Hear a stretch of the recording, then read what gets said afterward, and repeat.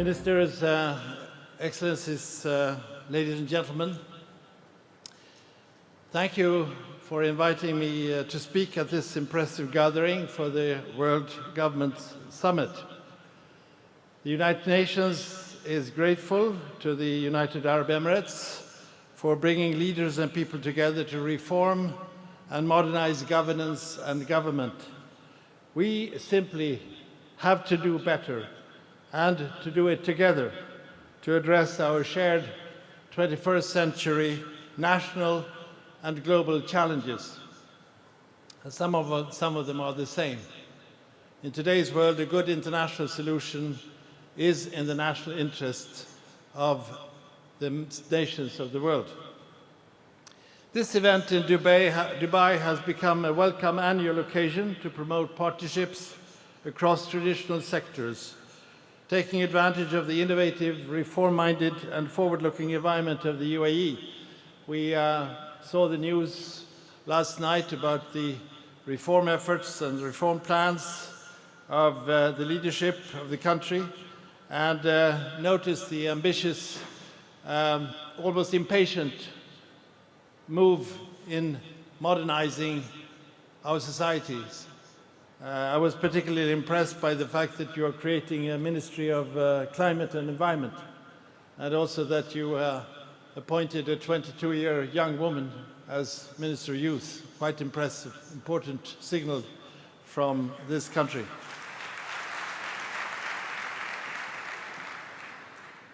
Reform efforts will be crucial for all of us now, when we are to live up to the two landmark agreements of 2015. I'm very proud to announce the enormous achievement that was made last year by the member states, that they kept this ambitious level both on the Sustainable Development Goals adopted on the 25th of September in New York, and of course the seminal historic agreement on climate change in Paris in December.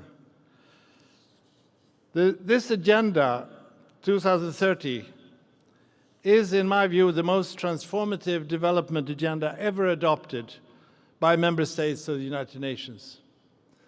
The member state didn't go the road that I've often seen in negotiations of the lowest common denominator. No, they kept the ambitious levels, they kept the ambitions high, which of course also means that the people of the world have high expectations, and we have to face up to that.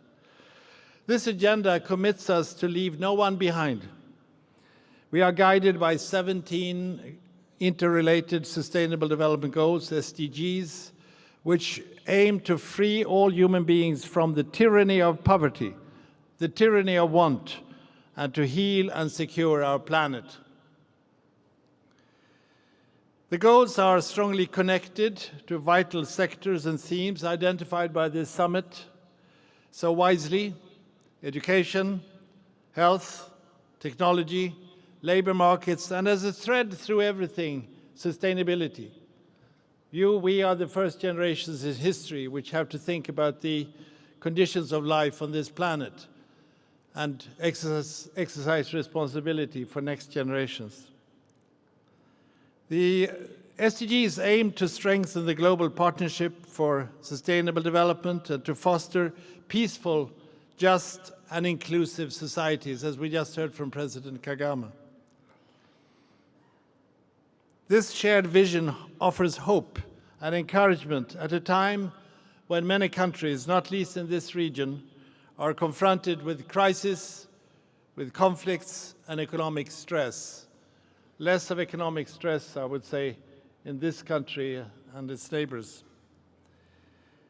Our challenge now is to bring to life the agenda and the Paris Accord, and to turn these important agreements into realities for people on the ground. This is our challenge. I always carry the UN Charter in the pocket, and I remind myself and others of the first three words of the UN Charter. It is "we the peoples." We the peoples. We are, in the end, accountable to the peoples in our countries and the peoples of the world. Now, I would like to highlight four factors, four guiding principles that can help make this happen, turning these goals into realities. The first is universality. I'll come back to it. The second is integrating the agenda in every nation, their plannings and their institutions. The third is using the agenda as a comprehensive framework and these goals as interrelated tools to make it happen. The fourth is keeping careful track of progress. Let me say a few words about each of these points. First, on universality. The SDGs reflect the obligations of all governments around the world to shape a better future. The agenda is to be implemented in all countries, rich and poor, large and small. The SDGs also reflect the aspirations, the dreams of millions and millions of people, men, women and children all around the world. The goals are to give a horizon, a hope to people everywhere, especially to those who live on the margins of society or in states ravaged by conflict. And we have seen enough of that, haven't we? Technology, very much a theme of this great conference. Technology can help, not least in the areas of health, energy, and communications.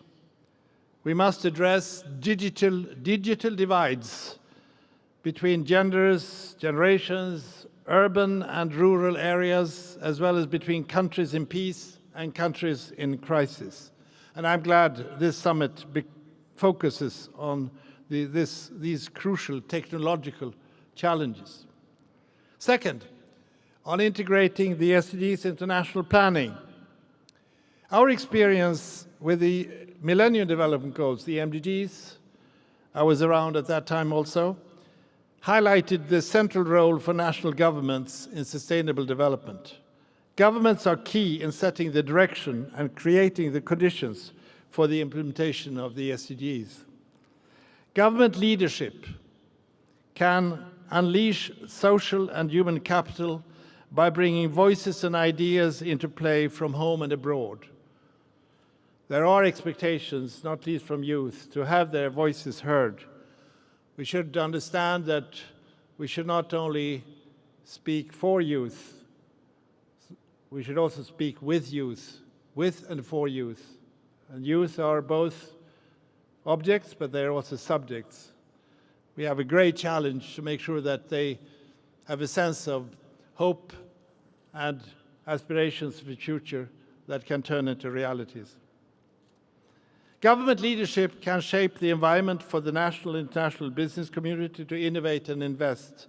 And also by using this integrated approach that we heard yesterday from Sheikh Saif on the need to have the integrated way of working. I would generally say that we should avoid the vertical working method, the silo method.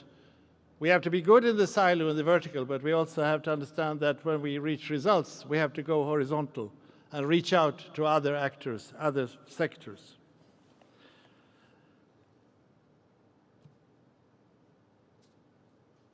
Several governments, like United Arab Emirates, already are framing national strategies and planning on the basis of the SDGs.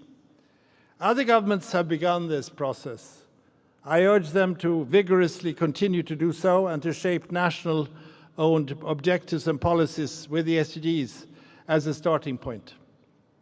Innovations grounded in tradition, and as I've learned here in Dubai, for instance, this smart majlis, are excellent steps in this direction. Crowdsourcing, peer reviewing, as well as inputs and insights from citizens and consumers can help and enrich national decision-making. Third, on the SDGs being a comprehensive framework, the SDGs build bridges between peace and security, development and human rights, the three pillars of the United Nations. Without peace, no development. Without development, no peace. And without respect of human rights, none of the above.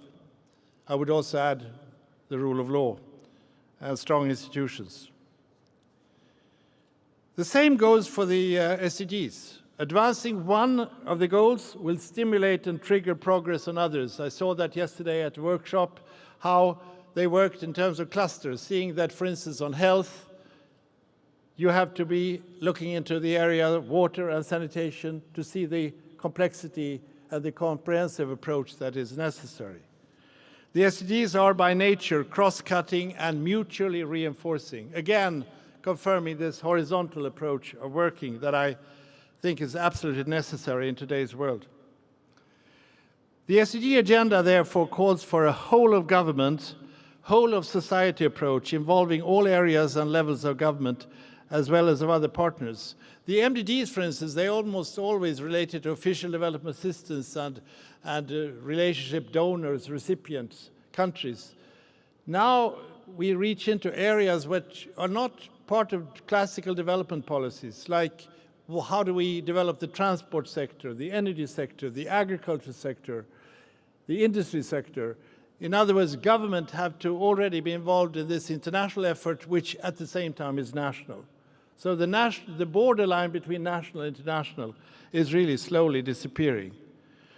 The agenda calls for a unified approach that brings together development and humanitarian efforts. It also calls for the pursuit of peaceful societies, strong institutions, and rights-based development policies. Coordinated action within and between national, regional, and international institutions has never been more needed, including with the Bretton Woods institutions. I was glad to see Jim Kim here yesterday, also Angel Gurria of OECD. We have to reach out also between institutions. And we in the United Nations, I promise you, recognize this and are ready for cultural and operational change on our part, both at headquarters level and in the field. Also, member states are now more and more focusing on how we can work better between government, the private sector, and civil society in both development and humanitarian work, as this conference has proved over the last few days. The SDGs and the Paris Agreement on climate illustrate that tackling one issue practically always positively affects other sectors. And this has been widely recognized by large sectors of the business community. They know, for instance, that low carbon and sustainable production consumption can be both profitable and be the right thing to do for people and for the planet. Let us remember, there is no standard model, and we have no standard model to present from the UN side for our work ahead. Every nation, every institution decides how it best develops the most effective methods and mechanisms for the road ahead.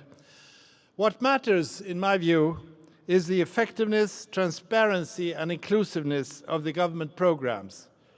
Apart from political will and effective governance, technology can bolster the ability to strengthen institutions. Quantitative models can help create scenarios and identify future pathways.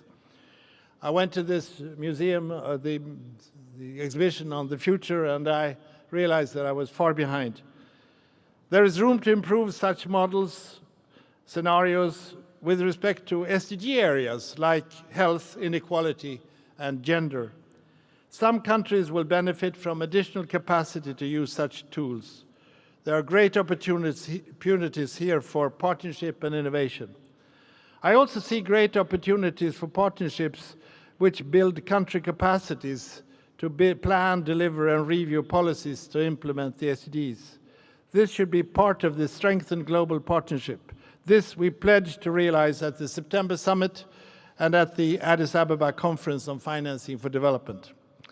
My fourth point concerns keeping track of progress. In Agenda 2030, UN member states committed to review implementation of the SDGs at the country level, also involving civil society and other actors.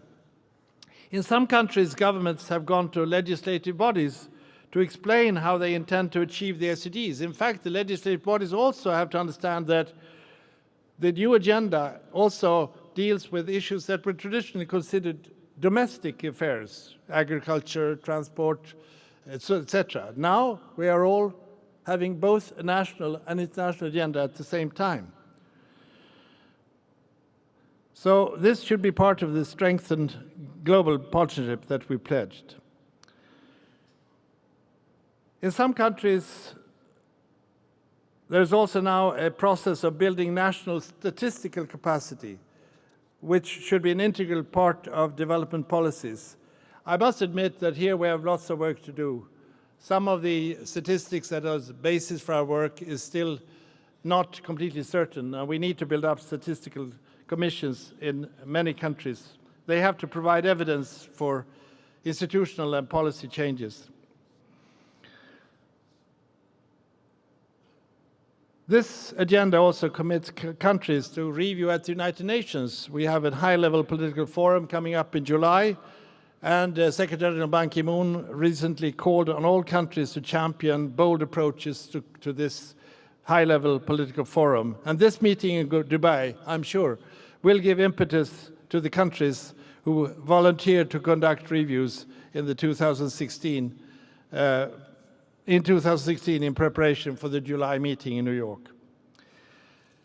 In closing, Excellencies, ladies and gentlemen, Agenda 2030 is an historic achievement by the member states of the UN, and you should all be proud of this piece of diplomatic and statesmanlike work.